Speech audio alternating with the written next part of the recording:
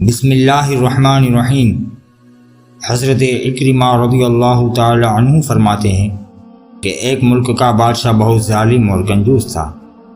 اس نے اپنے ملک میں یہ اعلان کر دیا کہ کوئی بھی شخص کسی فقیر یا مسکین پر کوئی چیز صدقہ نہ کرے، کوئی کسی غریب کی مدد نہ کرے، اگر کسی نے ایسا کیا تو میں اس کا ہاتھ کاٹ دوں گا۔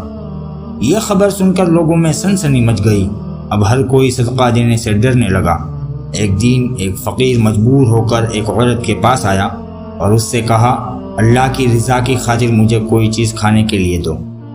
وہ عورت بولی، ہمارے ملک کے بادشاہ نے اعلان کیا ہے کہ جو کوئی کسی کو صدقہ دے گا اس کا ہاتھ کاٹ دیا جائے گا، اب میں تمہیں کس طرح کوئی چیز دوں؟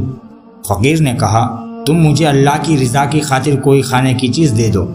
عورت کو اس فقیر پر بہت ترس آیا اور اس نے بادشاہ کی ناراضگی اور سزا کی پرواہ کیے بغیر اللہ کی رضا کے لیے اس فقیر کو 2 روٹیاں دے دی۔ فقیر روٹیاں لے کر دعائیں دیتا ہوا وہاں سے چلا گیا۔ جب بادشاہ کو معلوم ہوا کہ فلاں عورت نے میرے حکم کی خلاف ورزی کی ہے تو اس نے عورت کی طرف اپنے سپاہی بھیجے اور عورت کے دونوں ہاتھ کاٹ دیے گئے۔ کچھ عرصہ بعد بادشاہ نے اپنی والدہ سے کہا، مجھے کسی ایسی عورت کے بارے میں بتاؤ جو سب سے زیادہ حسین و جمیل ہو تاکہ میں اس سے شادی کروں۔ اس کی والدہ نے اس سے بتایا، ہمارے ملک میں ایک ایسی خوبصورت اور بے مثال حسن و جمال کی پیکر عورت رہتی ہے کہ میں نے آج تک اس جیسی حسین و جمیل عورت نہیں دیکھی، لیکن اس میں ایک بہت بڑا عیب ہے۔ بادشاہ نے پوچھا، اس میں کیا عیب ہے؟ اس کی والدہ نے جواب دیا، اس کے دونوں ہاتھ کٹے ہوئے ہیں۔ بادشاہ نے سپاہیوں کو حکم دیا کہ فلاں عورت کو میرے پاس حاضر کیا جائے۔ چند سپاہی گئے اور اسی عورت کو بادشاہ کے پاس لے آئے جس کے ہاتھ فقیر کو روٹیاں دینے کی وجہ سے کاٹ دیے گئے تھے۔ جب بادشاہ نے اس عورت کو دیکھا تو اس کے حسن و جمال نے بادشاہ کو حیرت میں ڈال دیا۔ بادشاہ نے اس سے کہا، کیا تم مجھ سے شادی کرنا چاہتی ہو؟ عورت نے کہا، مجھے کوئی اعتراض نہیں، اگر تم مجھ سے شادی کرنا چاہتے ہو تو مجھے منظور ہے۔ چنانچہ ان دونوں کی شادی بڑی دھوم دھام سے ہوئی، جشن منایا گیا اور اس طرح وہ ہنسی خوشی زندگی گزارنے لگے۔ بادشاہ کی دوسری بیویوں کو اس عورت سے حسد ہو گیا اور وہ دن رات حسد کی آگ میں جلنے لگی۔ ان کے دل میں یہ بات بیٹھ گئی کہ بادشاہ اب ہمیں اتنی وقت نہیں دیتا جتنی اس غریب اور نادر نئی دلہن کو دیتا ہے۔ چنانچہ وہ ہر وقت اسی فکر میں رہتی کہ کسی طرح اس نئی دلہن کو بادشاہ کی نظروں سے گرا دیا جائے، لیکن وہ اپنے اس مذموم ارادے میں کامیاب نہ ہو سکی۔ پھر اچانک بادشاہ کسی محاذ پر روانہ ہو گیا اور وہاں اسے کافی دن دشمنوں سے لڑنا پڑا۔ بادشاہ کی بیویوں کو یہ بہت اچھا موقع مل گیا۔ انہوں نے بادشاہ کو خط لکھا کہ تمہارے پیچھے سے تمہاری نئی دلہن نے تمہاری عزت کو داغدار کر دیا ہے اور وہ بدکار ہو گئی ہے، اور اس بدکاری کے نتیجے میں اس کے ہاں بچہ پیدا ہوا ہے۔ جب بادشاہ کو یہ خط ملا تو وہ آگ بگولا ہو گیا۔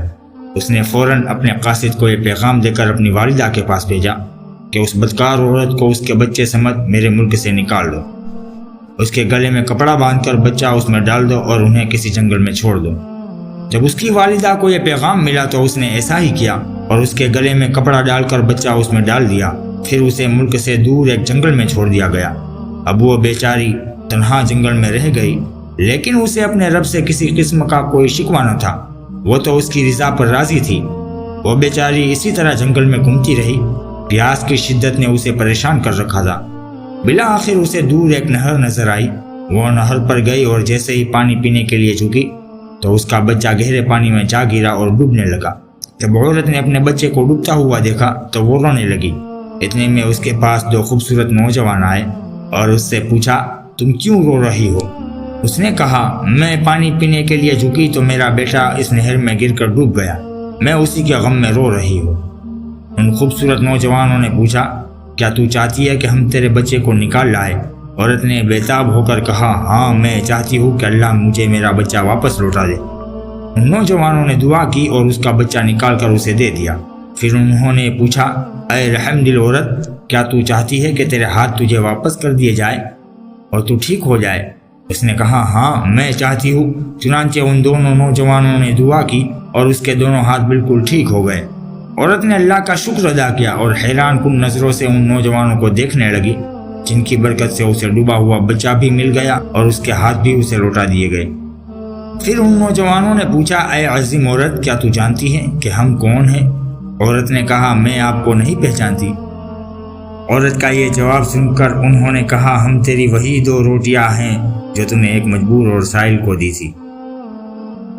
پیارے دینی بھائیوں، اس حکایت میں ہمارے لیے کیسی کیسی نصیحت ہے کہ اللہ کی رضا کی خاطر جو نیک عمل کیا جاتا ہے وہ کبھی رائے گا نہیں جاتا۔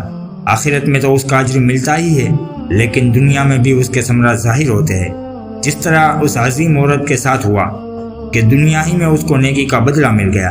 لہٰذا ہمیں بھی چاہیے کہ اپنا ہر عمل اللہ کی رضا کی خاطر کرے۔ جو عمل اللہ کی رضا کی خاطر کیا جاتا ہے وہ کبھی رائے گا نہیں جاتا۔ اللہ اپنے بندوں پر بہت مہربان ہے، وہ اپنی رحمت سے کسی کو مایوس نہیں کرتا۔ اس حکایت سے یہ بھی درس ملا کہ جو کسی کے ساتھ بھلا کرتا ہے اس کے ساتھ بھی بھلا ہوتا ہے، اس کی بھرپور مدد کی جاتی ہے اور اسے مایوس نہیں کیا جاتا۔ اللہ ہمیں بھی اپنے مسلمان بھائیوں پر خوب شفقت کرنے کی توفیق عطا فرمائے اور ایک دوسرے کی مدد کرنے کی توفیق عطا فرمائے۔ آمین بجاہ النبی الامین صلی اللہ علیہ وسلم۔ سامعین کرام، اگر ویڈیو اچھی لگی ہو تو شیئر ضرور کریں اور ہمارے چینل دی اسلامک سٹوریز کو سبسکرائب کریں۔ جزاک اللہ۔